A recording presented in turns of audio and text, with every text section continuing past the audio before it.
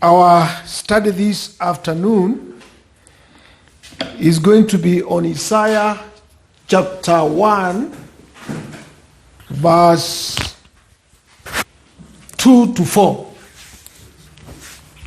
In these verses, we are going to see the divine judgment and rebellion. The divine judgment and rebellion. In these verses, it says, "Hear, O heavens, and give ear, O earth, for the Lord hath spoken. I have nourished and brought up children, and they have rebelled against me." Verse 3, "The ox knoweth his owner, and the ass his master's crib.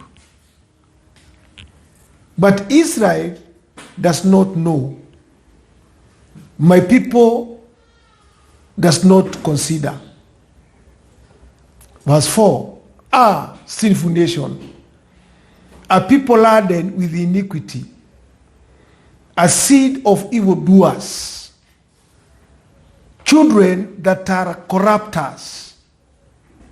They have forsaken the Lord. They have provoked the Holy One of Israel unto anger.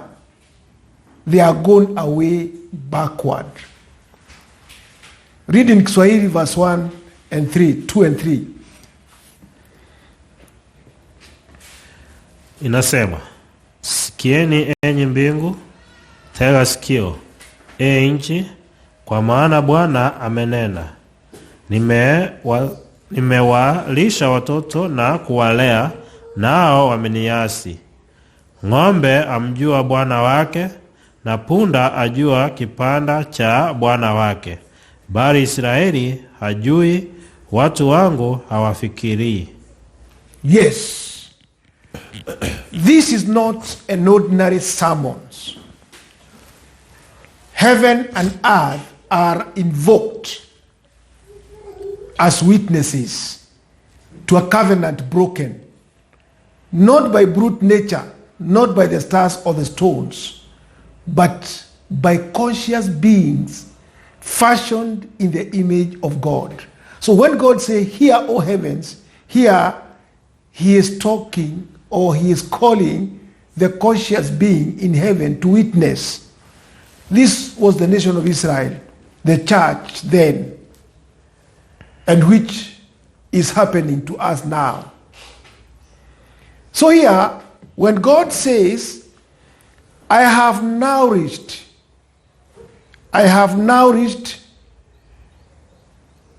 and brought up children," here we see the divine tenderness. God is revealed not only as creator, but as a father, mother, and a nurturer. One who raises up children, not from obligation, but from love. At any one time, when God made men in this world, God is our Father, because we come from Him. We are generated from Him. So when He says, "I have nourished and brought up children," remember, these were the children of Israel, for that matter. It was a church which was brought out, which was in captivity in Egypt, and was brought out of Egypt, and it was planted in the land of Canaan. And it was the church now which had rebelled against God. That's why God is saying, "I've nourished," because He gave them everything. The law through Moses, all the way of worship, they were given, all the oracles of God were given unto these people. So, these people when he say he had nourished them, it means as far as this world is concerned, they were exalted, they were magnified more than other nations. Because a church where the word of God is taught, it means there is magnification of such a people. So that is a church. When we go a little bit deeper, we can say a man, an individual man who has been called by God, because a man as an individual also represents the church, the soul which is exalted from dust to consciousness and is freed from sins, also here can apply. Any person who has been nourished with the truth, who has been taught the truth as it is in Jesus Christ, we can say he is a nourished and a child of God. So this was the church of Israel, a universal church, but also you can say an individual person is nourished and brought up as a child of God. And then he says, these people, what happened? They had rebelled. They had rebelled against me. And they have rebelled against me. That was a tragedy. Here lies the mystery of freedom abused. That which was lifted up has turned away. That which was lifted up has turned away. You know, that was the church of God. You know, these were a people who were brought out of Egypt. They were planted in Canaan. They were given all the oracles of God. And God wanted them to be his priests, to be priests of God. They were taught everything by God. But they rebelled. So this rebellion is not merely moral disobedience. It is ontological dislocation, whereby the soul turning away from its divine root. Nikumaanisha, when you come to the man, it is when a man turns away from the divine root. That's a rebel. Choosing disunion. You know, man by nature, he doesn't know that he has chosen the disunion. He doesn't want to have union with God. That's how we are by nature. And that's why he says in verse 3, the ox knoweth his owner. Ox ni ndume ya ng'ombe, and the ass his master's crib. So you can see the ox and ass, beast of burden, and thinking creature know their place, their source of sustenance. They do not argue with their nature. What about man? He says, Israel does not know. My people do not consider. You can see, these are a people like us. They had gone astray. According to their nature, they were supposed to go towards their sustainer, those who fed them spiritually. So by nature, an ox will always turn to that person who feed it, because the instinct of nature automatically is going to drive an ox towards the person who feeds that ox. So here he's comparing, and he's saying, then a man, because he comes from God by nature, and he has spiritual nature whereby he is generated by the Father, and the source of his spiritual food is from the Father. So he is supposed to be inclined toward the Heavenly Father. But what does man What does man? Man does the opposite. That's why I say, but Israel does not know. My people do not consider. Because they'll go towards the natural things, like an ox. An ox is doing it because that is what it is meant to do. An ox has nothing to do with the spiritual inclination. It has what we call natural inclination, to be fed, because it's a beast of burden. But when you come to man, he has another nature, which is spiritual. And this spiritual nature is where he is from his father. And to sustain that nature, he must be fed by the father. But he doesn't consider that. Binadamu anakataa kuangalia hiyo. So he is even defeated by the ox. So the soul was made to know God like a bride her beloved. But here there is a breach. The mind is scattered. The mind of binadamu is scattered.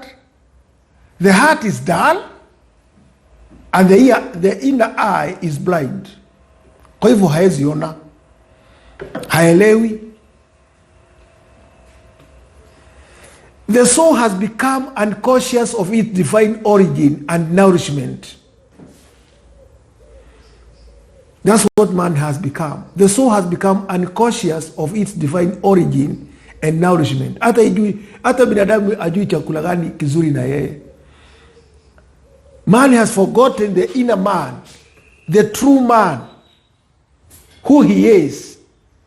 And he has fallen unto that lower level of the outer man, who is more or less like a beast without the spiritual man inside. So man will always scrabble kwa hivi vitu hapa duniani. Unakuta binadamu anapigania paka chakula ya tumbo peke yake. Man might work for 20 years or many years, thinking nothing of the spiritual matter but food, just like animals. He has forgotten himself. He doesn't know that he is above these animals. He has what we call a soul, a spiritual soul, whereby he needs to be nourished by God himself. That is the truth. So here Isaiah is saying, sinful nation, a people laden with iniquity. This was a charge. It had become a sinful nation, a people laden with the iniquity. It is a grief to see a people whom God has nourished being now rebellious. A sinful nation laden with iniquity. It was very sad. So here we can see that each verse in this chapter, Isaiah chapter 1, each verse reveals a drama not only in history but in the microcosm of the soul. When we say microcosm of the soul, we mean that when we talk of the nation of Israel as a church, also the soul of a man has all what we call the external church. So when we are talking of external church, don't forget we are also talking of the soul of man, because exactly that the way the church behave outwardly, that's how our soul behave. So the heavens and earth within, that is the spirit and the body. The heaven and earth, when we say the heaven and earth, we mean the spirit and the body. Heaven and earth, spirit and the body. We must understand that. So, the soul is called to remember its origin. Our soul is called to remember its origin. Wakati Mungu anasema you need to understand the source of your life, our soul is called to remember its origin.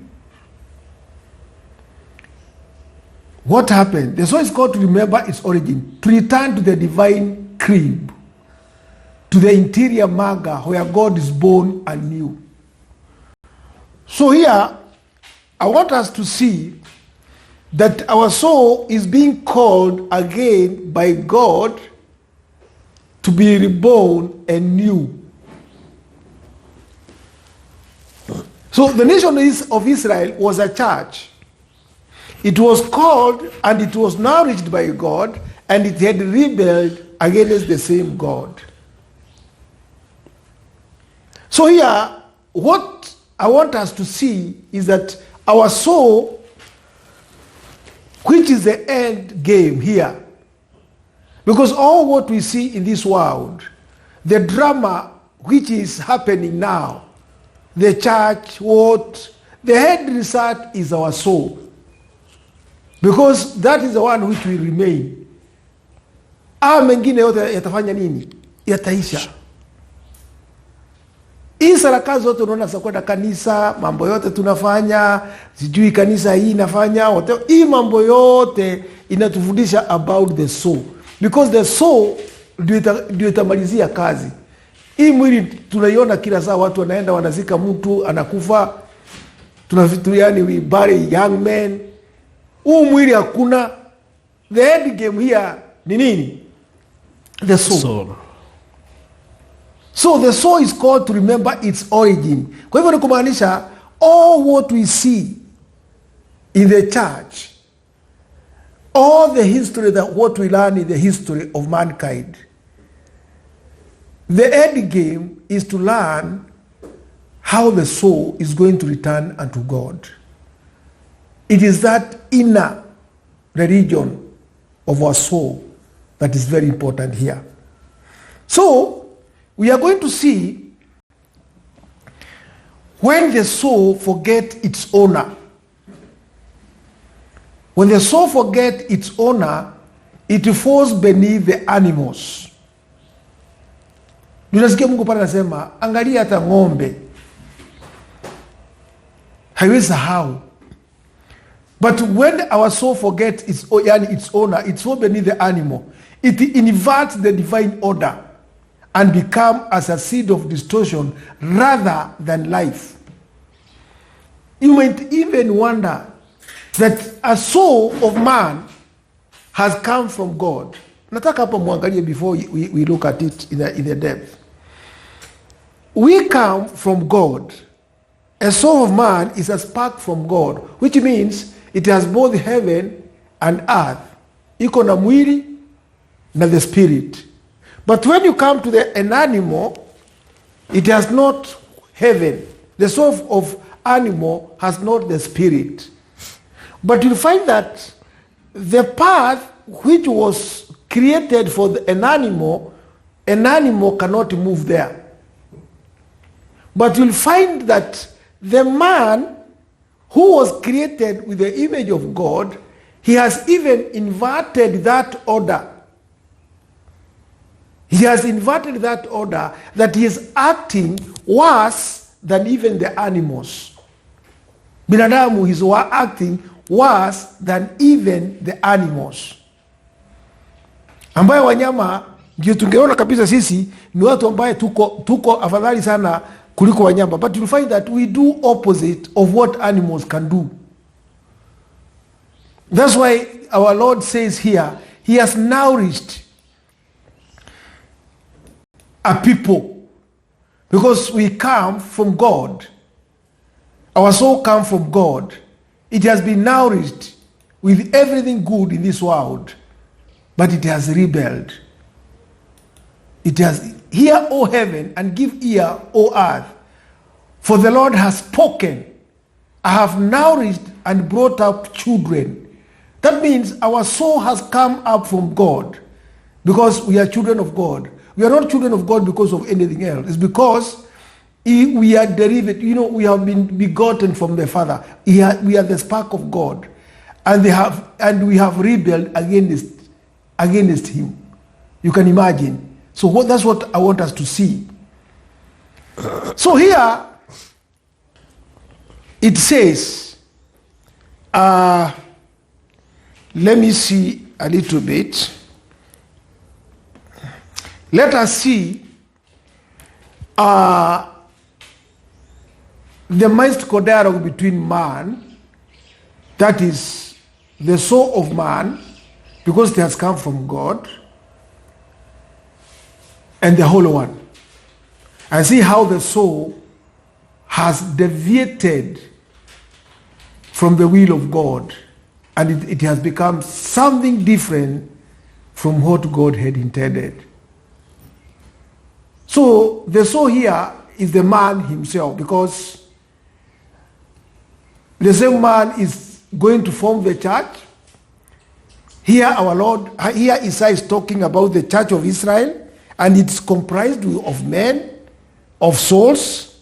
So here we are going to deal with one person, because a soul is as much as big as a church, one soul of man. So the soul asks, why does the silence tremble, as if a cry echoes within the stars? What voices disturb the stillness of heaven and earth? So this is man now asking, why does the silence tremble, as if a cry echoes within the stars? A soul, when we say a man, I'm about to say a soul of man. A soul of man comprises everything that you can see in the universe. Even stars are in the soul. Moon that you see are in the soul of man. Not that man is in those things.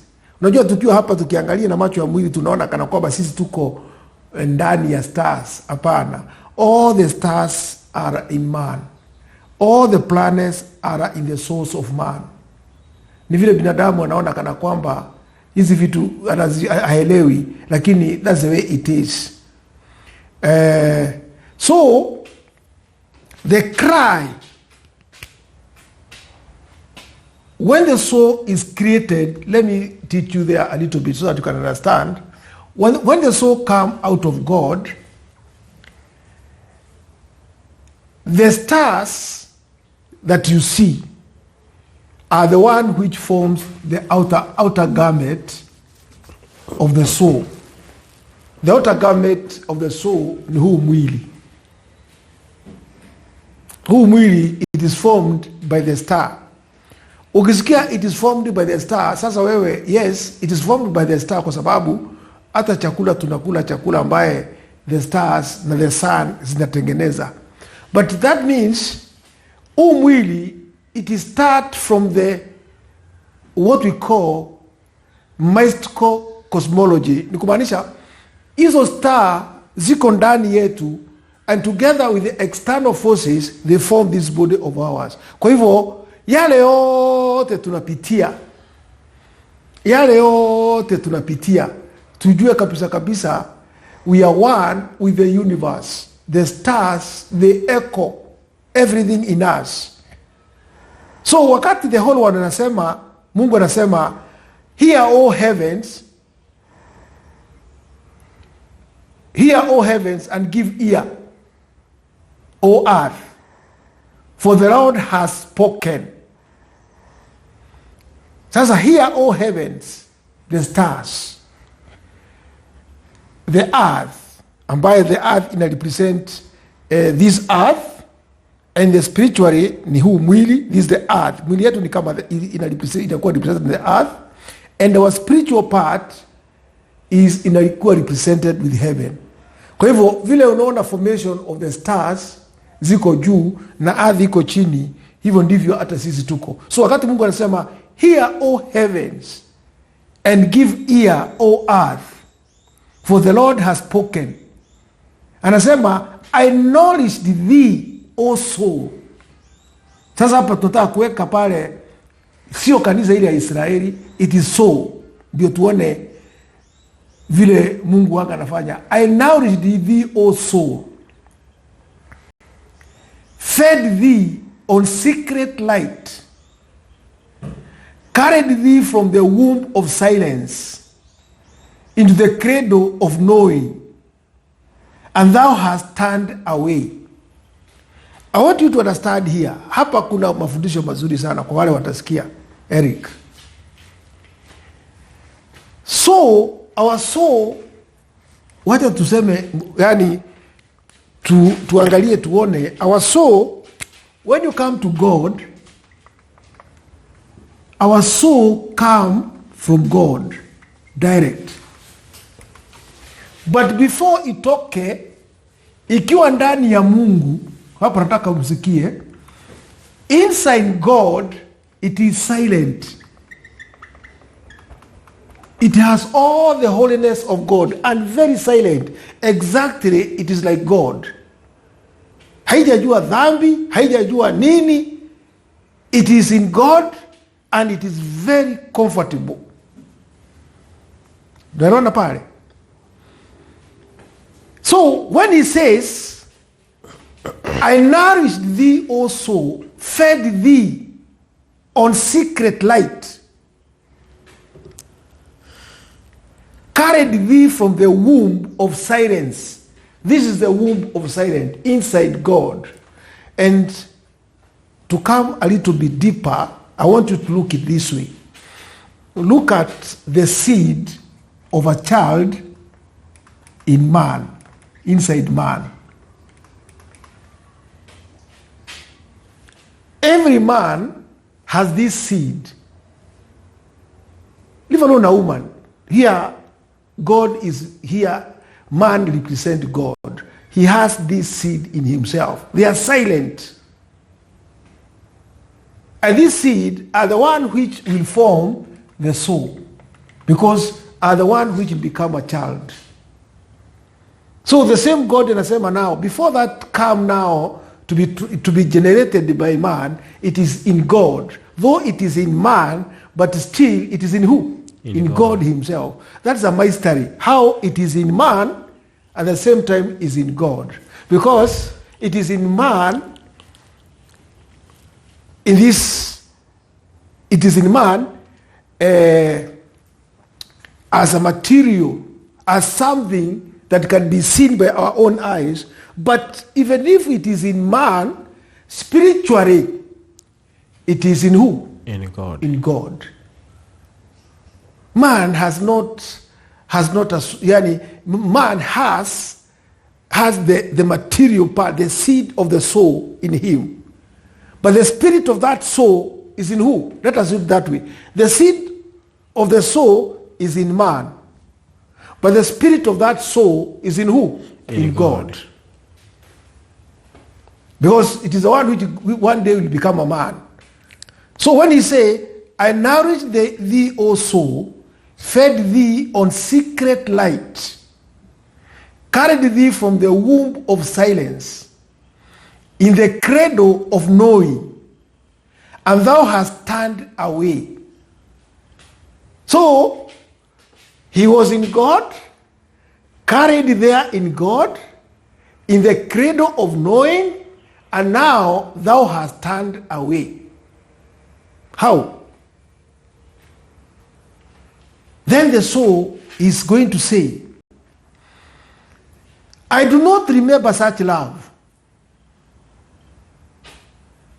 I know only the hunger that haunts me. Because now the soul is saying, maybe if there was a time I was very happy inside you, mimi sikufanya nini? Mimi sikujua na sikubuki. Sasa ni the soul imezaliwa hapa duniani kwa sababu already imefanya nini? imeanguka, imekuja hapa duniani, imezaliwa kama mtu. Sasa imesahau, sasa inasema mimi sikumbuki any happiness nilikuwa. And that's the way we are. No man understand that he came from God. That's why yani kurudi kwa Mungu inakuwa ngumu sana. Sasa inasema mimi sikumbuki. Nasema I do not remember such love. I know only the hunger that haunts me. Mimi najua zile shida niko nazo hapa duniani. The weight of endless wandering. What nourishment do you speak of? What credo have I forsaken? Hii nourishment unasema ni gani? Ambayo mimi sasa sijui. Najua binadamu sasa nataka kusema kama wewe unasema mimi nilikuwa comfortable pale. Ni nourishment gani? Na sasa mimi I'm wandering here in this world. Wengine mimi nalala njaa. Saa zingine hata sina. Nikiangalia wengine wako hivi. So man now is using his understanding to argue against who? Against God. Manake sasa yeye anaona ako hapa duniani, anashindwa sasa, hata kana kwamba wewe unasema ati mimi nilitoka kwako, I was comforted because you are God. Sasa nitajuaje? Mimi I cannot remember that love. Siwezi kumbuka. So naye Mungu anamwambia the ox, holy one, the ox knoweth his owner, the ass remember the crib, but thou, child of flame and breath, has forgotten the place of thy rising. Ng'ombe inakumbuka kila kitu, inaelewa, lakini wewe umesahau pahali ulitoka. Thou goest out each day. Sikiza, anamwambia thou goest out each day seeking bread among shadows. Wewe unaenda kila siku kutafuta nini? Mkate wapi? Kwa vivuli. Kwa kivuli. Yaani vivuli ni kumaanisha hii dunia yote ni kivuli. Anything that we see as real is a shadow. Sasa wewe unang'ang'ana kwenda kutafuta chakula wapi? Kwa kivuli. You want nourishment from the shadow. Thou goest out each day to seek bread among the shadows, water in broken cisterns, while the table within thee is full.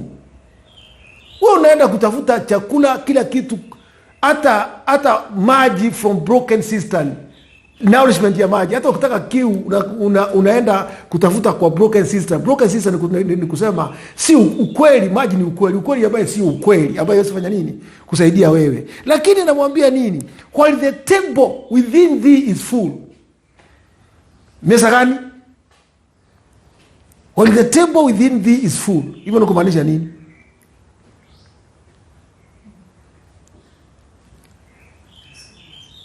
The table within thee is full. Kumaanisha, if you turn inside, we seek God outwardly. Lakini God is inside us. That table, which is God himself, is full. Is full.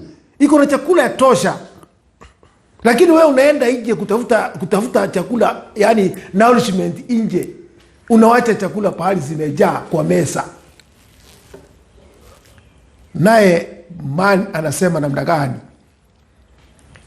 I did not know. Ni wangapi wako wanajua? Si ni wengi? Ni wengi hawajui. I did not know. I followed the crowd. Nilifuata nani? Umati. Wewe unazaliwa, unakuta wazazi wako wanafanya nini? Wanatafuta nini? Chakula kutoka kwa shadows. Unakuta wanafikiri sasa hii ndio njia. Nourishment hata kila mtu, nilisikia hata hizi vitu unaonanga zikitokea hapa. Wanga zinatokea kwa sababu kila saa watu wamekasirika, kwa sababu wafanye nini? Wapati kile kitu wanataka. Sasa wote ni kununa tu. Naona mtu anafanya hivi. Mpaka hizi zinakaa. Kama mtu angekuwa na nuna, hata uso ungekuwa imenyoroka kama ya mtoto. Sasa ni hasira. Wewe umekosa. Sasa Mungu anamwambia, sasa anasema I did not know, I followed the crowd. Nilikuta watu wakitafuta hivi duniani, na mimi nikafanya nini? Nikaanza kutafuta. I learned the tongue of the market, the laws of the strong. Nikasoma nini? Lugha ya nini? ya biashara ile inafanywa na watu duniani. Nilikuja nikaanza kufanya kama watu wengine, nikaanza kutafuta pesa. Ndio sema I learned the tongue of the market, the laws of the strong. Mwenye nguvu mfanye nini? Kwa hivyo sasa watu wanangangana kutafuta mimi, na mimi nikafanya nikaingia. I was told I was alone, that you are a story for children. Nikaambiwa mimi niko peke yangu, nifanye nini? Nijisaidie. Ukiongea juu ya Mungu, hiyo ni story ya nani? Ya watoto. Mbinguni ni kufanya nini? Ni kuambiliwa. Sasa nasikia vile anasema, niliambiwa wewe, mimi niko peke yangu hapa, nifanye nini? Nijisaidie. That's what I'm doing. Na hivyo ndivyo tuko. Hivyo ndivyo tuko. Sikia, I was told I was alone, that you are a story for children. We, hata kana kwamba unasema huko historia yako ni ya watoto. Ni story kama ile unaweza patia watoto ambao hawafanyi nini? Hawajielewi. Lakini mimi niko peke yangu. Oh, the whole one anasema, sinful nation within thee. A people of warring thoughts. A seed of forgetfulness. Sasa Mungu ameshinda sasa hawa watu. A seed of forgetfulness. Children that were made to shine but now corrupt. We were made to shine but now we are corrupt. You have provoked me, not with wrath, but with the ache of abandonment. You have provoked me, not with wrath, but with the ache of abandonment. You go backward, so yet I planted you for ascent. Wewe unaenda wapi? Unaenda kinyuma, lakini you go down, lakini mimi I planted you, ufanye nini? Upande kwangu, urudi kwangu. Because what happens, binadamu mmoja kujua, wakati the soul comes out from God, after it has gotten enough experience, inatakiwa kurudi kwa nani? Kwa Mungu. Hiyo ndio trajectory. Na ndio unaona wale ambao unasikia ni watoto wa Mungu wanakuwa tena mvuto inarudi kwa Mungu. Lakini majority utaona hawafanyi hivyo. Wana take downward trajectory. Ni kwa sababu watamalizwa na mvuto ya dunia. Na hii mvuto ya dunia itakuwa the end, ndio inakuwaga hell. Manake hell is opposite of God. If you are not going to go back to God, kama wewe unasema Mungu ni story ya watoto, you'll find yourself here. Kama wewe you have come in this world to seek wealth only, working, kutafuta tu mali na kula chakula na raha ya mwili, you will end up going back to hell. Sikiza. Nasema the soul falling silent. Anamuuliza, Mungu alimwambia, you go backward, so yet I planted you for ascent. Ndio upande urudi kwangu.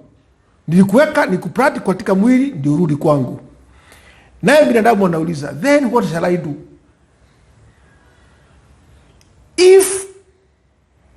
Then what shall I do? Anauliza, if even the beasts know what I have forgotten, if the crib was near and I fled from it, if I, who was fed by your breath, have hungered among the husks, nitafanya nini? Sikia, if I, who was fed by your breath, have hungered among the husk. Sunakumbuka ule kijana mpotevu? Alienda kutafuta nini? Husk.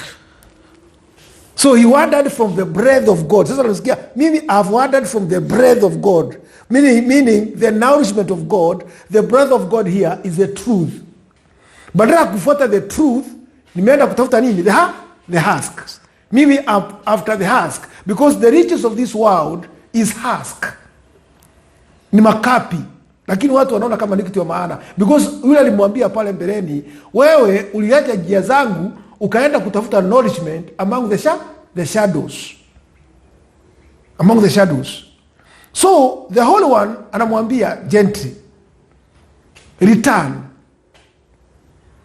not by miles but by remembrance, not by penance but by awakening.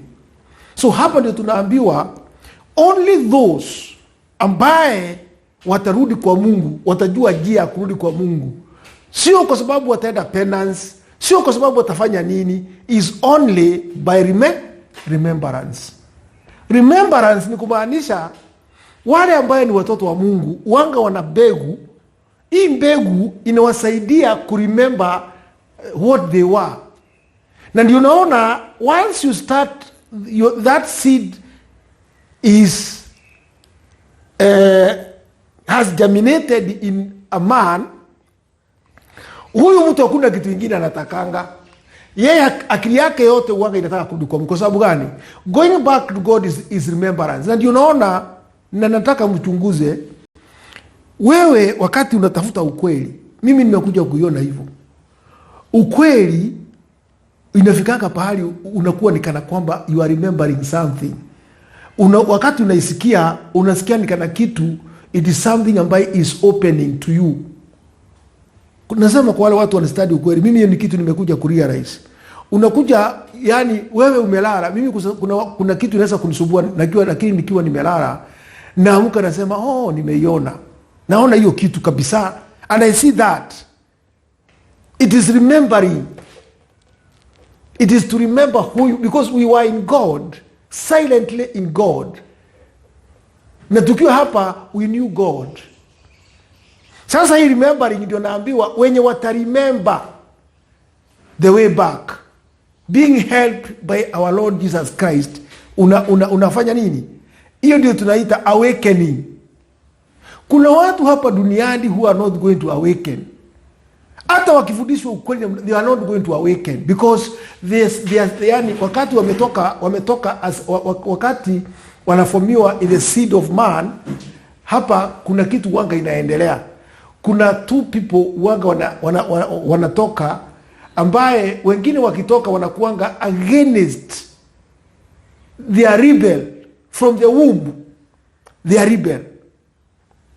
Hawataki neno la Mungu, hata wataki kulisikia. Hata kana kwamba wanalisikia ni ile tu la kuwasaidia watajirike wapate mali. But kuna wale wanatoka hata kana kwamba watafunikwa na mambo ya dunia, lakini watakaa kidogo, wakifika pahali fulani waanze kuremember na watarudi, na lazima watafuata njia ya Mungu. Hao hatapotea. So the man anamwambia to return is to remember by awakening. That's the whole one. The man anamuuliza, but my garment are torn, my altar broken, my heart divided. His garment. His garment. Do you think what is his garment? His garment of the soul. Ni nini? Mwili. Ni mwili. Huu mwili is torn. Anasema, lakini sasa kama ni kuremember, my garment is torn. Kwa hivyo, I cannot, it is hard, kwa sababu ukiwa na nguo ambaye imeraruka, my heart is divided. That means the heart, where your heart is, that's where your treasure is. Sasa anasema my heart is divided because nikiwa hapa duniani naangalia yani mambo ya mwili na kuja kwako, I'm divided. Sijui nifuate gani. Sababu mwili unataka hivi. My garment, mwili yangu hata you see, my altar is broken. The altar here, it is his reasoning and mind. It is broken. It's the altar where he can do sacrifice. Is broken. Naye Mungu anamwambia, still I call thee mine. Bado nakuita nani? Wangu. Still I call thee mine. Kwa hivyo wewe hata kana kwamba umekuja, your garment is broken, kila kitu hakuna, your heart is divided, kitu ya kwanza ujue I call you mine. Ni kumaanisha haya yote unapitia, Mungu anafanya nini? Anajua. Pahali huko Mungu anajua. Still I call thee mine, still I know thy name. Bado nafanya nini? Najua jina lako. Even now, anasema even now I speak within thee. Hata wakati huu bado naongea wapi? Naongea na wapi? Naongea ndani yako. I'm speaking to you.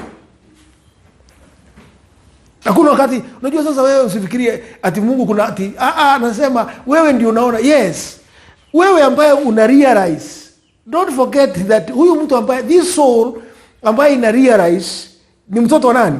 Mtoto wa Mungu. Manake mtu wa mwili hawezi kurealize the garment is broken. Mtu wa mwili hajui ati his heart is divided. Hatajua hiyo, atajua saa ngapi. Na yeye kama amelenga utajiri hapa duniani na kupata mali, yeye akili yake iko wapi? Iko pale. Ukimwambia mambo ya Mungu, yeye anasema hiyo ni mambo ya nani? Ya watoto. Sasa hapa tujue this soul ambayo unasikia hapa inasema but my garment are torn, my altar broken, my heart divided. Ni yule mtu ameanza kuona upungufu. The soul which has started seeing that there is a problem with me. Mungu anamwambia still I call thee mine. Hata kana kwamba uko namna hiyo, still I know thy name. Bado najua wewe ni nani, because Mungu anajua walio wake. Si ndio anasema? Anawajua walio nani? Wake. Even now I speak within thee. Even now, anamwambia the manga of thy soul await the whisper of my light. The manga. Jesus alizaliwa wapi? In the manga. Kwa hivyo nasema the manga, pahali Yesu alizaliwa in your soul. The manga of thy soul await the whisper of my light. Kwa hivyo nikumaanisha wewe, Yesu atafanya nini? Atazaliwa. Because the manga in your soul await my light. Nikumaanisha Mungu anakuona, anajua very soon Yesu atafanya nini? Atazaliwa. Wakati ukifika wewe naona Yesu akifanya nini? Akizaliwa ndani yako. Now the soul weeping. The soul now is weeping. Inasema then guide me. Lead me back to the crib I have forgotten. Let me be a child again. Unaona realize. Let me be a child again. Sasa hapo ndio tunaambiwa to be born again. Kuzaliwa tena. Wacha nizaliwe tena. Nilikuwa mtoto wa Mungu. Unajua watu hawajui kujua inamaanisha nini. I was born in God. Nikafanya nini? Nikapotea. Wacha sasa nifanya nini? Nizaliwe tena katika nani? Katika Mungu. So, unaona sasa? Hiyo ndio tunaita kuzaliwa tena.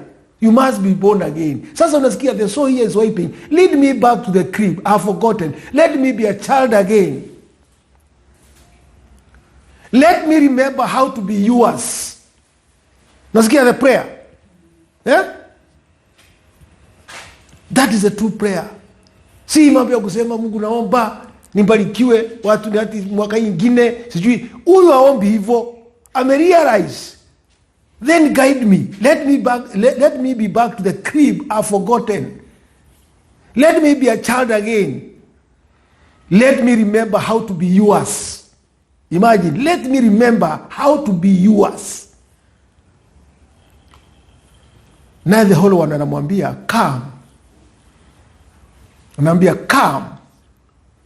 The ox has remembered. Nasikia? Anamwambia nini? Come. The ox has done what? Has remembered. The ox has remembered. Come. The ox has come, the ox has returned. The ass remembers. Sasa umekuwa hata kana kwamba ulikuwa kama ox. Sasa umefanya nini? Umerudi. Ile ass ambayo ilikuwa hata ijerewi remembers. Let the soul come home. Let the soul come home. Let the child awake. Sasa hapo the soul ambaye is weeping, then guide me, lead me back to the crib, I've forgotten, let me be a child again, let me remember how to be yours. Come, the ox has returned, the ass remembers, let the soul come home, let the child awake. Are you together? Mm-hmm. So you can see how the soul, how God work with us internally without our understanding.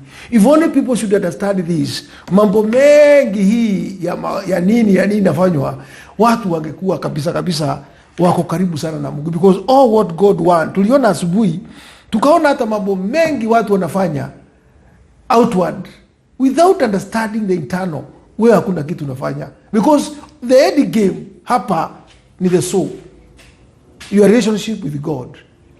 Your soul iko namna gani? Are you understanding God? Are you understanding what God wants? So let us see the voice within the rebellion.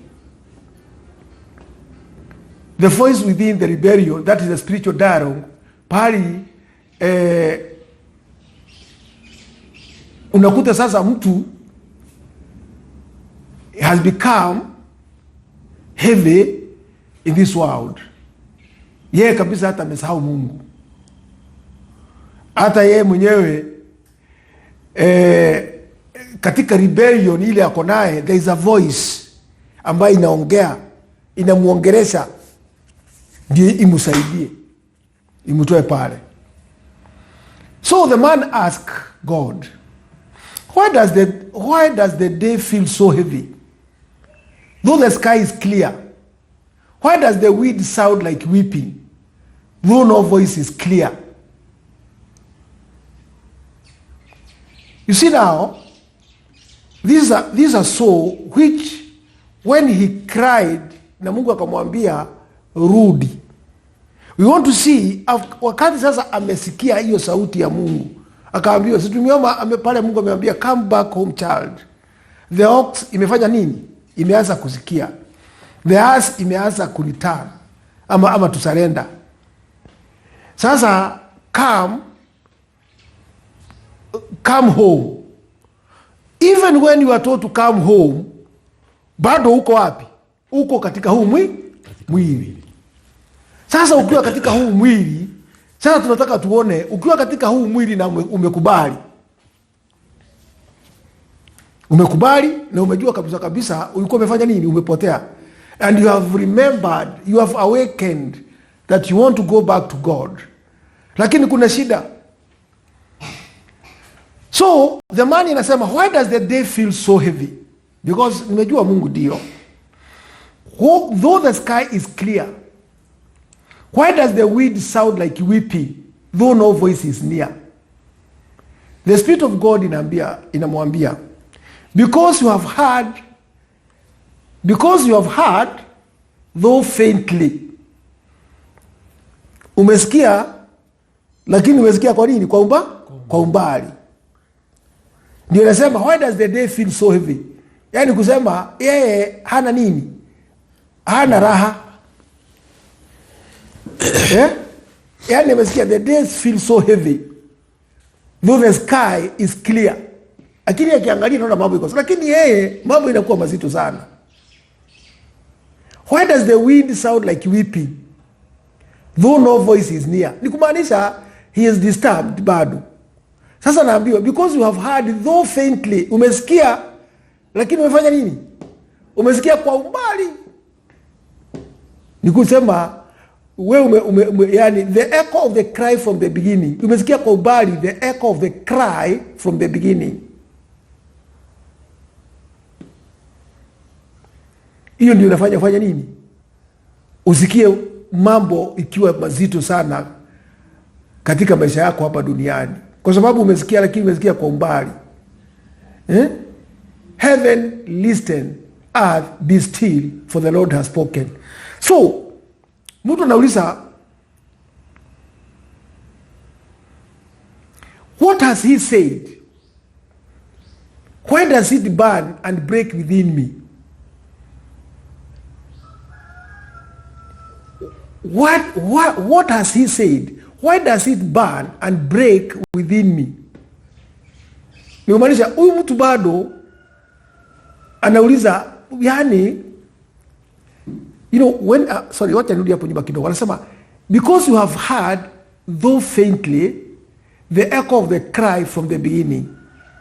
Naye Mungu anasema sasa, anaenda kwa ile verse, heaven listen, earth be still, for the Lord has spoken. Unakumbuka ile verse vile nasema? Sasa naye anauliza, what has he said? Mungu amesema namna gani about this verse? Why does it burn and break within me? Kwa nini verse it is burning me within? Naye the Spirit inamwambia, I have nourished and raised children and they have rebelled against me. So this is a man, this is a child of God, ambaye sasa amekuwa nourished, ambaye amepata kila kitu na amefundishwa neno. Because remember, hao watu wamefanya nini? Walioneshwa njia ya kurudi kwa nani? Kwa Mungu. Walioneshwa njia ya kurudi kwa Mungu, wakaoneshwa how to remember.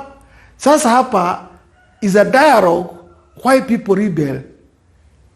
Na how do they hear the word of God? Sasa ndio nauliza, ni nini hiyo nimesikia? Naye the Spirit amwambia, I have nourished and raised children. Si ni wewe sasa? Kwa sababu umemkubali nani? Yesu Kristo. And they have rebelled against me. After knowing, pale alifundishwa, akaambiwa vile amekuja, akaoneshwa nini, na akaambiwa vile atarudi. Mpaka akakubali na akasema yes, nimejua njia. Na akaoneshwa na akasema yes, hiyo ndio njia. Because the moment you enter to the church, unakubali Yesu Kristo, na usema kabisa, umejua kabisa you want to be saved. Sio kusema na mdomo, ni kumaanisha you have remembered the way back to who? To God.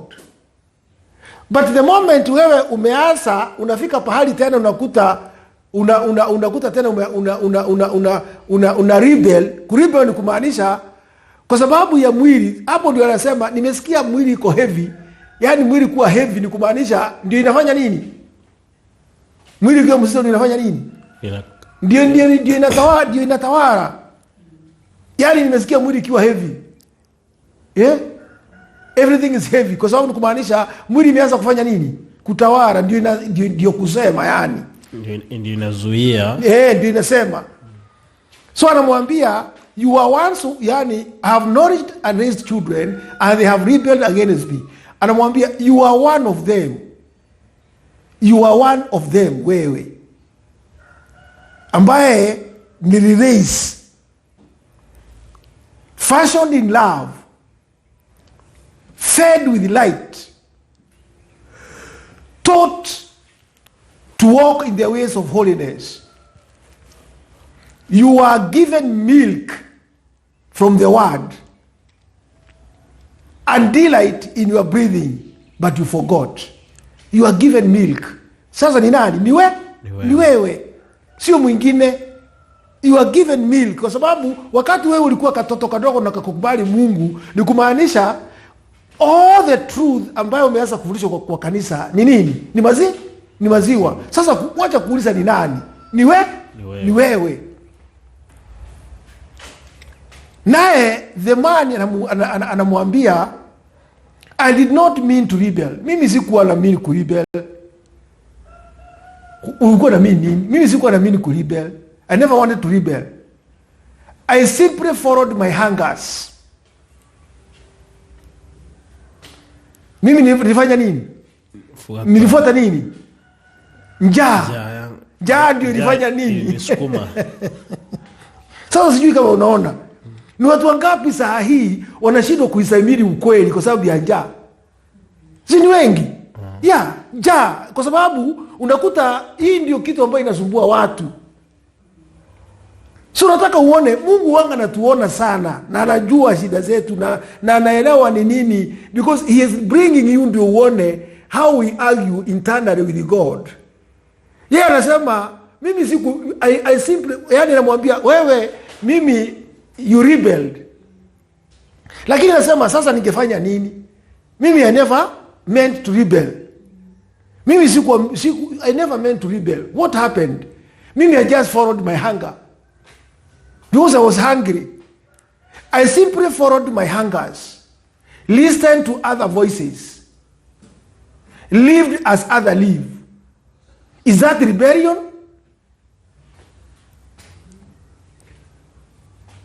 Sasa nani aishi kama wengine vile wanaishi hapa? Sivyo tunaishi?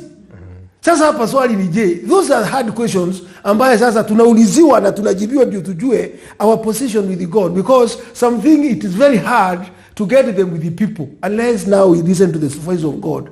Sasa mimi kabisa siku rebel because I was going like any other. Watu wengine wakikibishana chakula, biashara, nini, na mimi niko wapi? Niko pale. Kwa sababu hata mimi niko na watoto, na lazima nifanye nini? Ni wale. Anamwambia hivi. Mungu anamwambia hivi. The rebellion was not rage. Sio hivyo unafanya. Sio hivyo watu wewe unaenda, it's not rage, kumaanisha sio hivyo wanafanya. It was forgetting. Rebellion it is forgetting. Forgetting what? Mahali ulitoka. Hiyo ndio hiyo ndio shida. Sio kumaanisha ati wewe hutakimbia kama wale wengine ukitafuta chakula. Utakimbia. Sio kumaanisha wewe hauna njaa kama wengine. Utasikia njaa.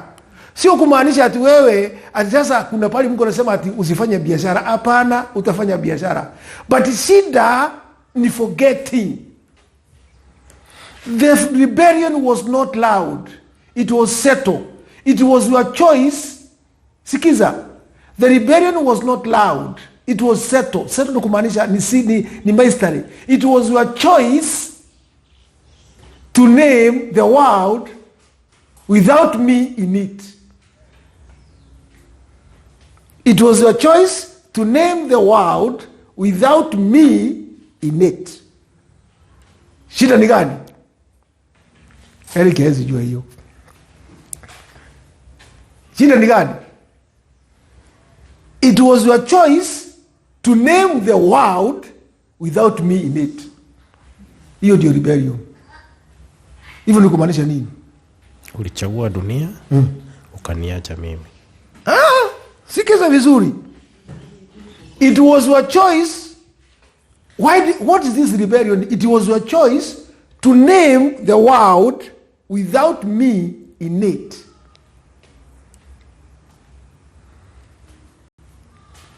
Naming the world without God in it. Ni kumaanisha whatever you are naming, whatever you want to do in this world, it must be done in the name of who? Of God.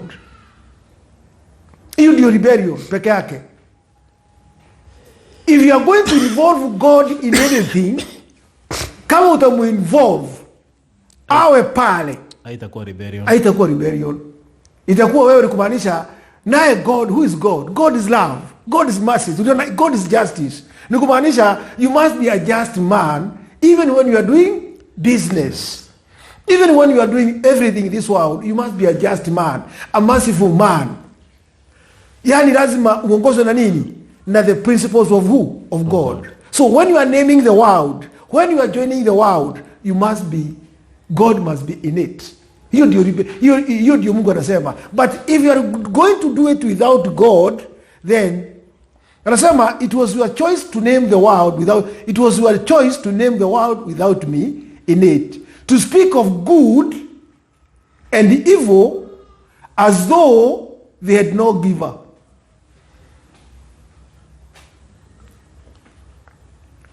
Sio tunaona pale. To speak of good and evil as though they had no giver. Unamweka Mungu kando. Yeah. To speak of good and evil as if they had no giver. Remember pale katika Genesis. Adam alianguka kwa sababu gani? Aliambiwa ni miti gani asikule? Mema na mabaya. Sasa na hii mema na mabaya ni kumaanisha it is man doing things thinking to do good and evil without involving who? God. Yeye mwenyewe anafanya nini? Yeye ndiye anajua.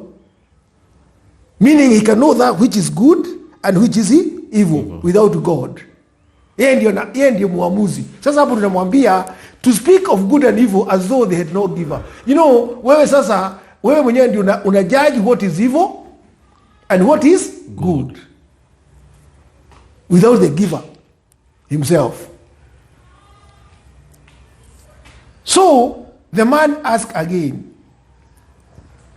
then I'm guilty, but I did not know. Even the beast seemed wiser. Amekubali. Hata beast wako nini? Wanafikiria kuniliko. Then I'm guilty. Naye Mungu anamwambia, indeed you are. The ox knows his owner. The creature knows the herd that feeds. The ass knows the master's crib. Even the lowly remember where they are nourished. But you, my own, forgot the source. Sasa akamwambia ni kweli. Hata wanyama wanajua ujuli wanawapatia ni chakula. Lakini wewe, you forgot your source. Because your source is not this world. Your source is from who? From God. You forgot it. You want to do your own things, but you don't want to remember the source. Unataka ufanye mambo yako, lakini unataka yani wewe mwenyewe yaende kulingana vile unataka, but you don't put the source. You forgot the source. So the man asked, and now what am I now? Kama ni hivyo, what am I now?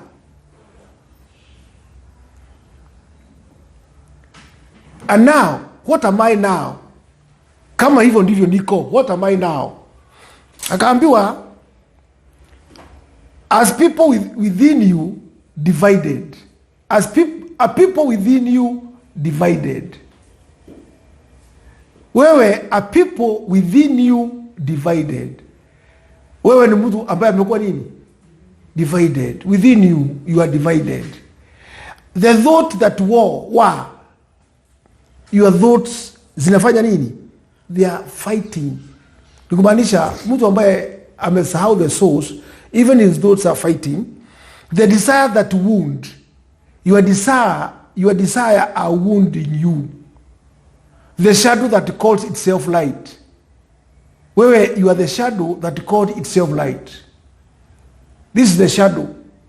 Yale unafanya, they are shadows. Hata kana kwamba ni pleasure, hata kuambia hata kama ni pleasure, hata kama ni raha, or they are shadows that call themselves light. Lakini sio nini? Sio mwangaza.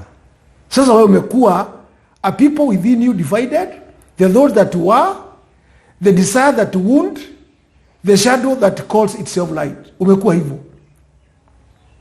A people laden with iniquity. That is your inner city. Wewe ndi uko a people laden with iniquity. That is your inner city. Its gate once golden, now rusted from neglect. Umekuwa hivyo. So mani anauliza then, anauliza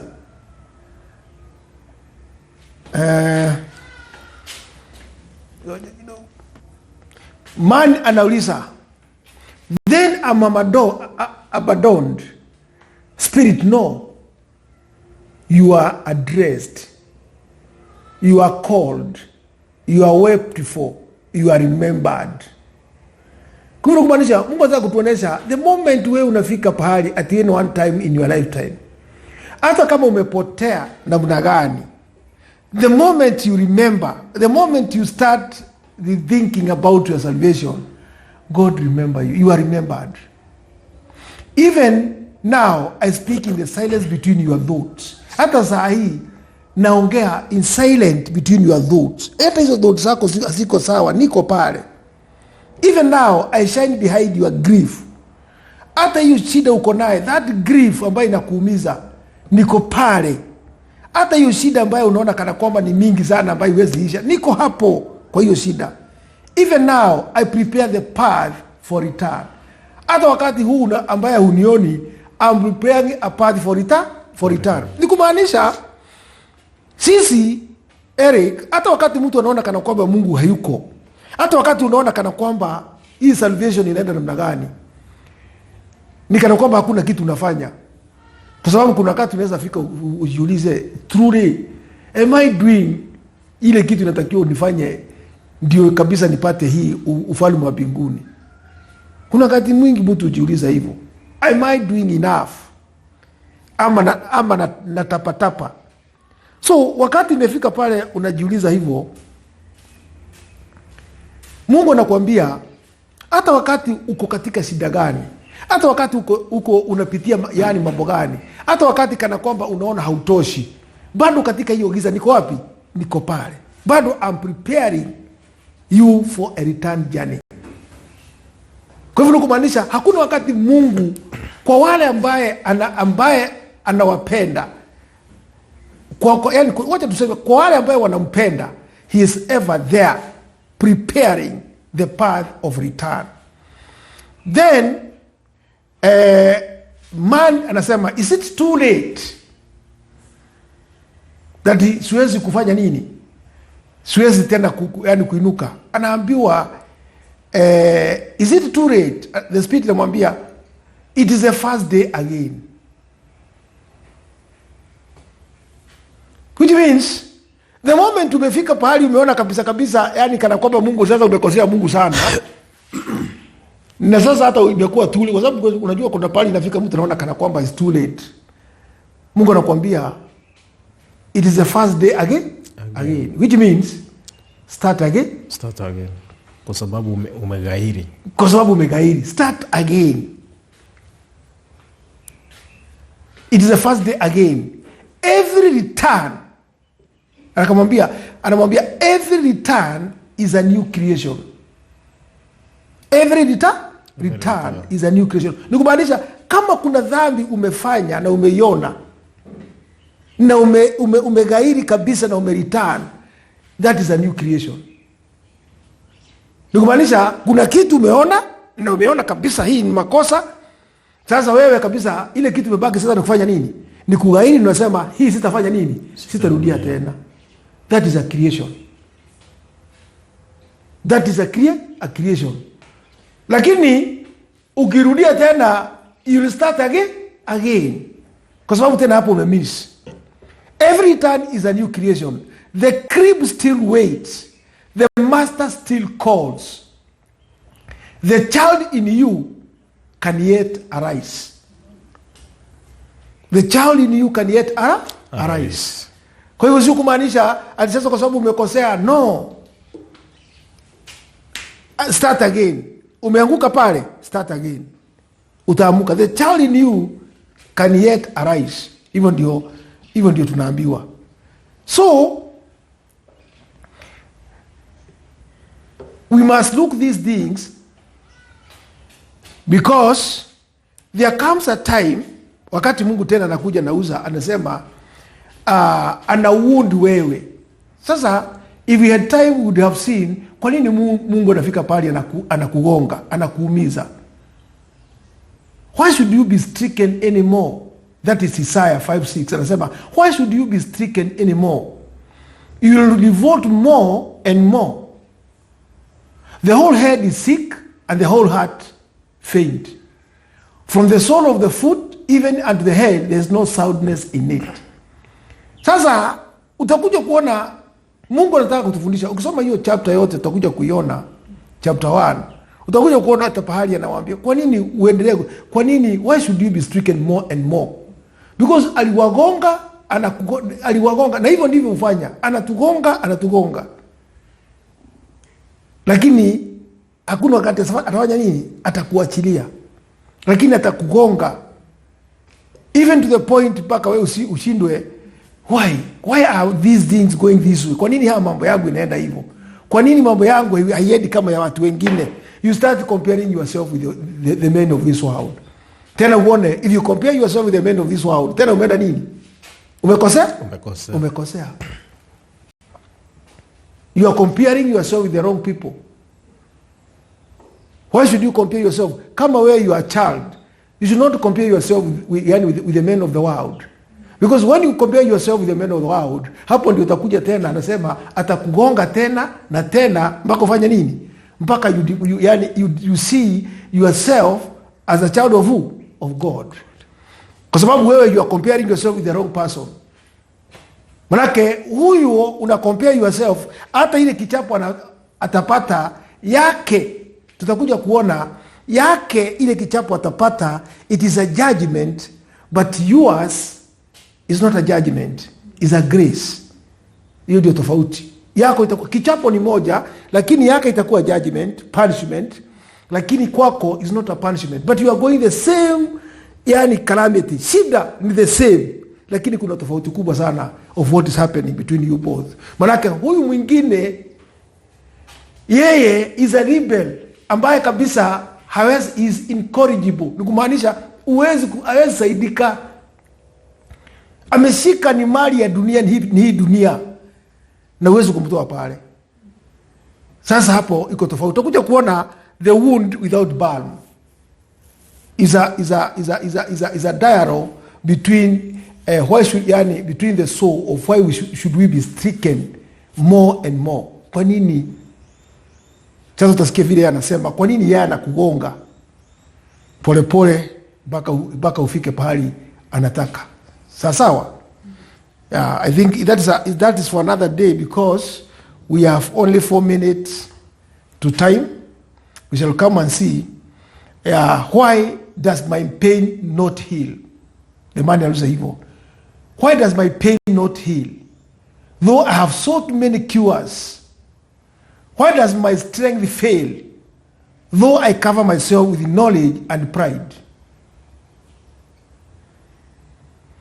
So naye Mungu anamwambia namna gani? Because you are bruised, not in body, but in the pattern of your will.